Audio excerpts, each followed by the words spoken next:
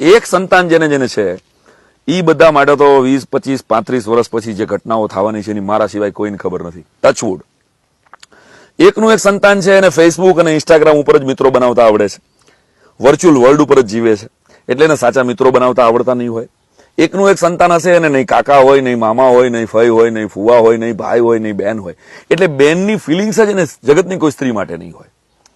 એટલે એવું થશે 2035માં કે 2040માં એકના એક સંતાનના જયારે લગ્ન થશે, કદાચ થાય તો, જો લગ્ન થશે તો ઇવેન્ટ મેનેજમેન્ટ કંપની વાળાને કહેશે કે ભાઈ મારા લગ્નમાં બીજું કોઈ છે નહીં, મારા કુટુંબમાં તો કોઈ છે નહીં, તમે મને 5 મામા ભાડે આપો, 5 કાકીઓ આપો, 5 ફઈ ને ફુવા અને 25 જેટલા મારા ઓરિજિનલ લાગે એવા નાચી શકે એવા મિત્રો મને આપો. અને હા, લુણગોરી અમારા આખા કુટુંબમાં નથી.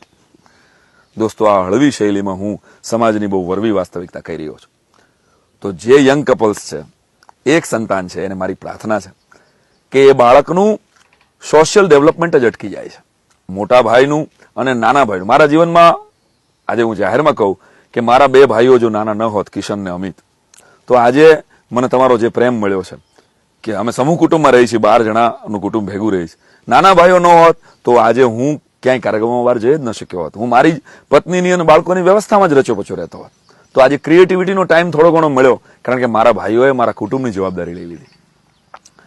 ભાઈ જેને હોય એને જ ખબર હોય, અને એ રામાયણ સિદ્ધ કરે છે રામ અને લક્ષ્મણ દ્વારા, પણ તો એ આપણને સમજાતું નથી. કારણ કે આપણે તો એ વાત પૂર્વની કોઈ વાત આવે અને બહારથી કોઈ કરીને આવે ને ત્યારે જ આપણે માનશું. આપણી રામાયણ કે આપણું મહાભારત આપણને કઈ રીતે શીખવે છે એ 100% ઓપન માઇન્ડથી સ્વીકારવા માટે આપણે તૈયાર નથી.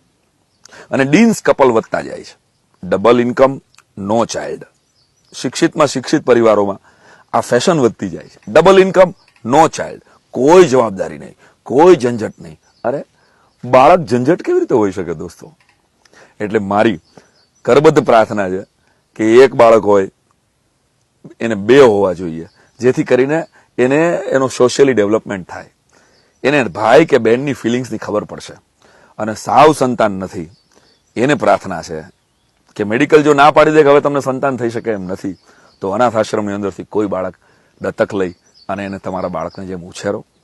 એ ચાહે કોઈ પણ જ્ઞાતિનું હોય, તમારા પ્રેમ ભર્યો સ્પર્શ એને મળશે, તમારી હૂંફ એને મળશે, તો એક અનાથ આશ્રમના બાળકને જીવન મળશે. દોસ્તો, આ દેશની સાચી સમસ્યા વસ્તી વધારો છે, નહીં કે ગવર્મેન્ટ.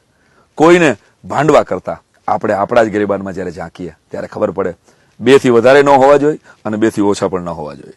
વસ્તી વધારો, વસ્તી વધારો, વસ્તી વધારો.